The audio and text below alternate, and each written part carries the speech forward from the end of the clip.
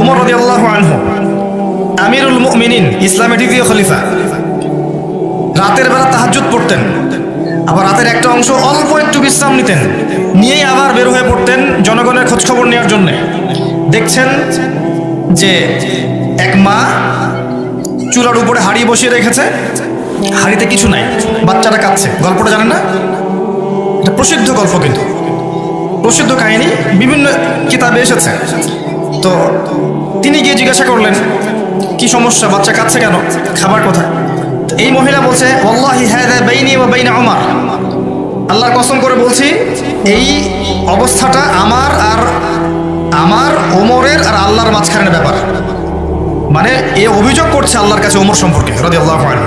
সে তো চিনতে পারেনি যে এই ব্যক্তি ওমর রাদিয়াল্লাহু আনহু। কথা বুঝতে পারছেন? আচ্ছা, এবার ওমর রাদিয়াল্লাহু আনহু একটু ভয় পেয়ে গেলেন, মানে বিচলিত হয়ে পড়লেন যে আমার ব্যাপারে আল্লাহর কাছে দাবি রাখলে তো সমস্যা না। তিনি এমন মানুষ ছিলেন যিনি বলেছিলেন যে ইরাকের ফোরাত নদীর কিনারায় যদি কোনো ছাগলের বাচ্চা না খেয়ে মারা যায়, আমি ভয় পাই যে আল্লাহ পাক সেজন্য আমাকে জবাবদিহি করতে পারেন। এমন ছিলেন তিনি, আমিরুল মুমিনিন। খেজুর পাতার মসজিদে বসে অর্ধবিশ্ব শাসন করেছেন, অর্ধবিশ্ব, এবং মাটিতে ঘুমাচ্ছেন। তার ব্যাপারে একটা প্রসিদ্ধ কথা আছে, হাকামতা আদালতা আমিনতা ফানিমতা। হে ওমর, তুমি বিচার কার্য পরিচালনা করেছো, ন্যায় বিচার করেছো, নিরাপত্তা দিয়েছো, এরপর ঘুমিয়েছো। তারপর তিনি কি করলেন? বললেন, ইয়া আমাতাল্লাহ, হে আল্লাহর বান্দি, একটু অপেক্ষা করো, আমি আসছি। তিনি চলে গেলেন মদিনায়, গিয়ে ওই যে রিলিফ দেয় না, রিলিফ ত্রাণ রাষ্ট্রীয় কোষাগার থেকে, সেখান থেকে একটা বড় বস্তা খাদ্য, জব বা গম এই টাইপের নিজের কাঁধে ওঠালেন। নিজের কাঁধে, অ্যাসিস্ট্যান্টের কাঁধে নয়, নিজের কাঁধে, গাড়িতে করেও নয়, পায়ে হেঁটে কাঁধের মধ্যে এই বস্তাটা নিয়ে তিনি হেঁটে হেঁটে যাচ্ছেন ওই মহিলার বাসা পর্যন্ত। তার পাশে একজন সাহাবী ছিলেন, তার নাম ছিল আসলাম রাদিয়াল্লাহু আনহু।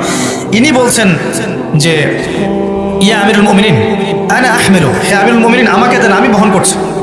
তখন ওমর রাদিয়াল্লাহু আনহু বলছেন, হাল আনতা তাহমিলু উযরি ইয়াওমাল কিয়ামাহ, তুমি কি কিয়ামতের দিন আমার পাপ বহন করবে?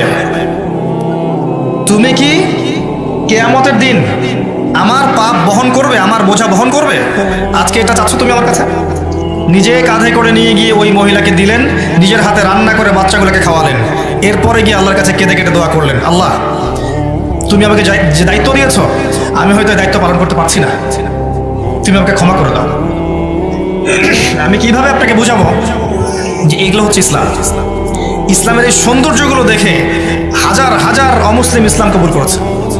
ওই দিন যাকে জাহান্নাম থেকে বাঁচানো হবে এবং জান্নাতে প্রবেশ করানো হবে, একমাত্র সে ব্যক্তি সফল, আর কেউ সফল নয়।